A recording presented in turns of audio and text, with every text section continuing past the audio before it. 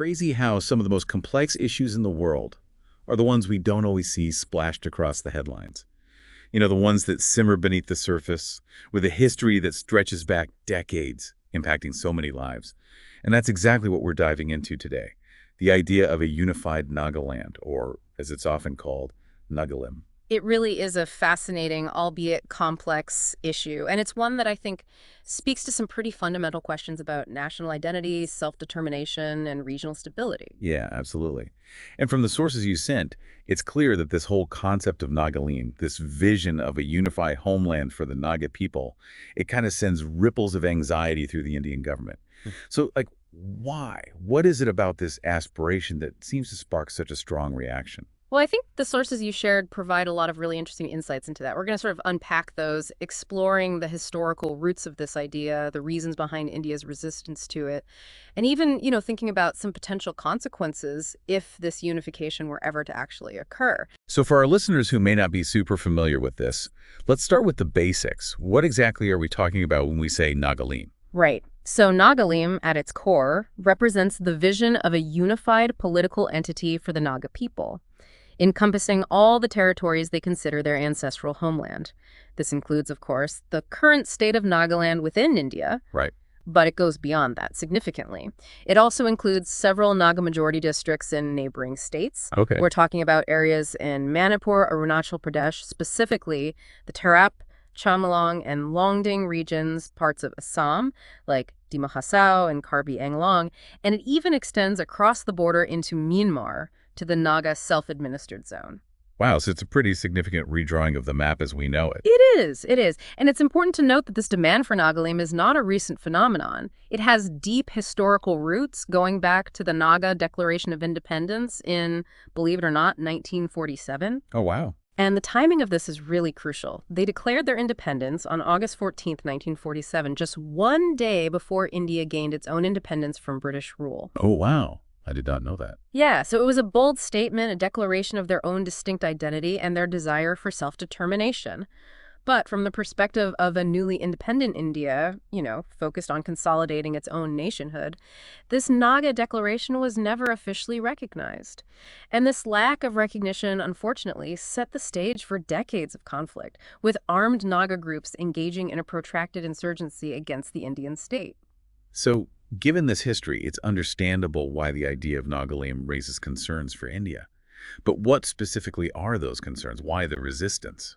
Well, from what I gather from the sources, one of the biggest fears is the idea of setting a dangerous precedent. The argument goes that if India concedes to the demands for Nagalim, it might embolden other separatist movements within the country, those with their own aspirations for autonomy or independence. Right. And the sources specifically point to a few examples, right? Places like Kashmir in the north, the demand for Khalistan by some Sikh groups, and the Tamil Eelam movement in the south. There's a worry that granting Nagalim could trigger a kind of domino effect, potentially leading to the fragmentation of India as we know it. Okay, so opening a Pandora's box of separatist demands, basically. Exactly. And then there's the practical aspect of how such a unification would actually play out on the ground. I mean, creating a greater Nagaland would require carving out chunks of territory from multiple existing states: Manipur, Assam, Arunachal Pradesh, and even a portion from Myanmar. Right. And this isn't just about drawing lines on a map, right? Yeah. This involves disrupting existing administrative structures, dealing with potentially volatile ethnic demographics, and navigating complex regional identities.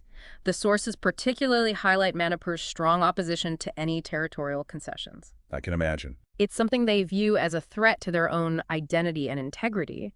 And unfortunately, this opposition has, at times, manifested in violence and ethnic tensions, which is obviously a huge concern. Yeah, a really sad situation for everyone involved. And on top of these internal challenges, there's also the geopolitical dimension to consider, right? Yeah. I mean, Nagaland shares a border with Myanmar. Absolutely. And that border is strategically vital for India. It plays a key role in India's security calculations, in its efforts to manage relations with Southeast Asia, and in its broader economic engagement with the region. So the concern is that if Nagalim were to become a reality, India's control over this sensitive border region would likely diminish.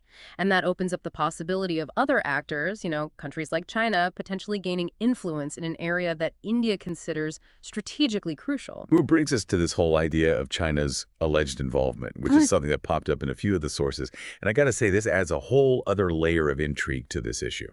It does. It definitely does.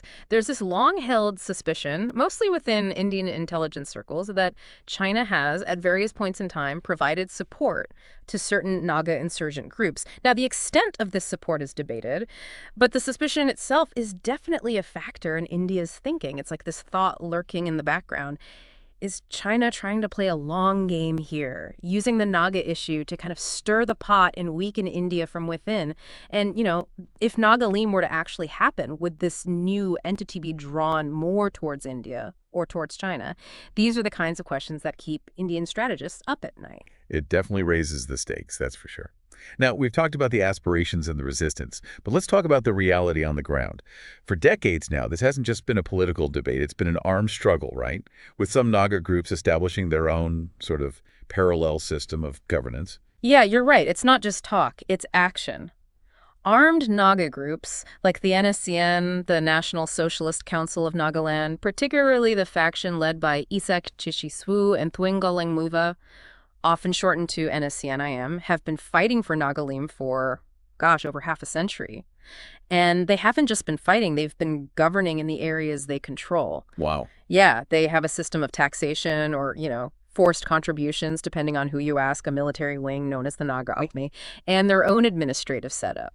So it's a pretty sophisticated level of parallel governance, which really shows how deep this desire for self-determination runs within certain segments of the Naga population. It really does. And there was that moment of hope back in 2015 with the Naga Peace Accord, right? Yeah, the 2015 Accord was a major development for sure. Right. But it hasn't been a cure-all, Some Naga groups, like the NSCNIM, did enter into negotiations with the Indian government. But others, they remain skeptical. They haven't laid down their arms, and they still demand full sovereignty and complete unification of all Naga territories.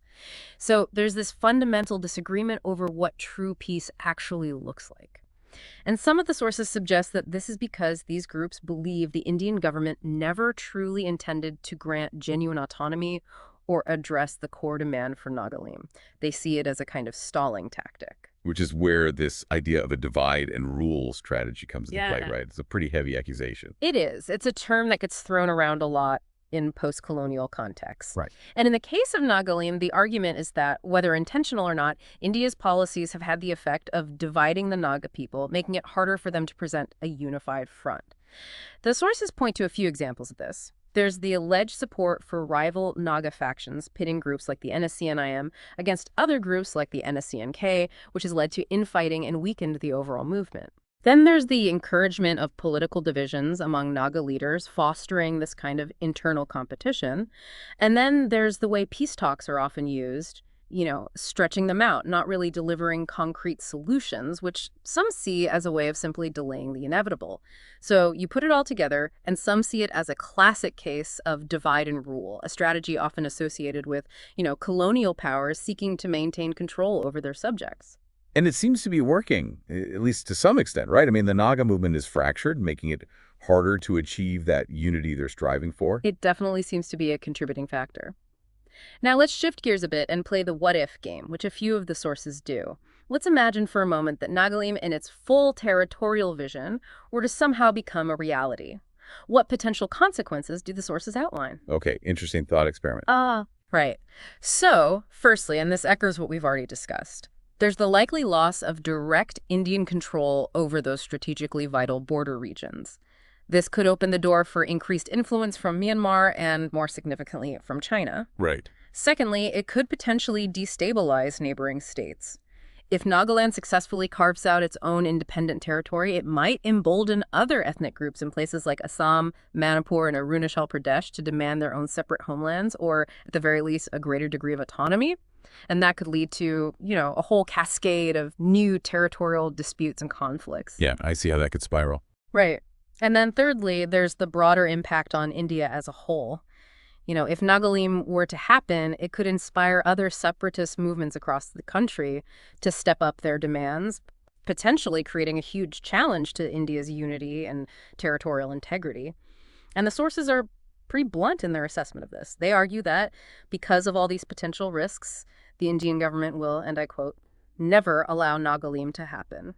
They see it as a red line, a domino that, if it falls, could topple the whole structure. So it's clear that the Indian government views this as a huge threat to its national interests. But, we've talked a lot about the politics and the strategy. What about the Naga people themselves? What did the sources say about their perspectives on this issue? Well, one thing the sources emphasize is that there's no single monolithic Naga perspective, right? There's a diversity of viewpoints, which is understandable given the long and often difficult history. Some Nagas, particularly those who have been actively involved in the armed struggle or who have lived through decades of this conflict, they remain deeply committed to the vision of Nagalim, to this idea of a fully independent and unified Naga homeland. For them, it's about righting historical wrongs, reclaiming their ancestral lands, and achieving self-determination. Right. But there are others who are perhaps more disillusioned. They see the movement as having become bogged down in internal power struggles, with some leaders perhaps more interested in personal gain than in the collective good. And then you have a younger generation of Nagas who are increasingly focusing on economic development, education, and finding opportunities within the existing system. For them, the idea of armed struggle may seem like a relic of the past, something that's holding them back from progress. So it's like this generational divide with different priorities and different visions for the future. Definitely. But even with these differences, there are common threads that run through many Naga perspectives. There's a shared sense of historical marginalization, a feeling that the Indian government hasn't fully acknowledged their unique identity and their legitimate aspirations. And there's a lingering resentment over the violence and human rights abuses that have occurred during the conflict.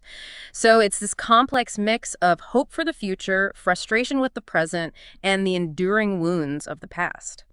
It really is a human story at its core, isn't it? Absolutely. It's about people, their identity, their land, their aspirations for a better future. And that's what makes it so compelling, but also so challenging to resolve. Right. So after going through all this, after hearing the concerns, the aspirations, the potential consequences, it begs the question, is Nagalim, in its full form, ever going to become a reality? Well, based on the sources you shared, the conclusion seems pretty clear. It's highly unlikely. The Indian government sees it as a non-starter, too risky, too destabilizing. And even within the Naga community, there's no clear consensus on how to move forward.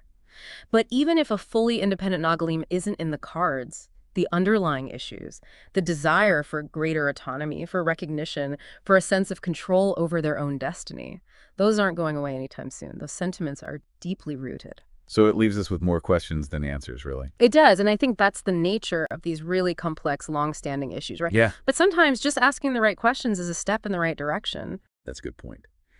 And on that note, we want to leave you, our listeners, with a few questions to ponder. Yeah. Should India reconsider its stance on Nagaland, maybe explore more creative solutions that address the legitimate aspirations of the Naga people without, risking the kind of instability they fear? Or are those concerns just too great? Is Nagalim, as it's currently envisioned, really a realistic goal, or has become more of a symbol of Naga identity and resistance?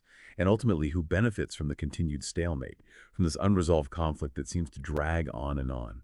These are tough questions, but they're important ones, because ultimately finding a way forward in Nagaland, a way that brings lasting peace and justice, it's not just about politics or strategy. It's about people's lives, and those lives deserve our attention and our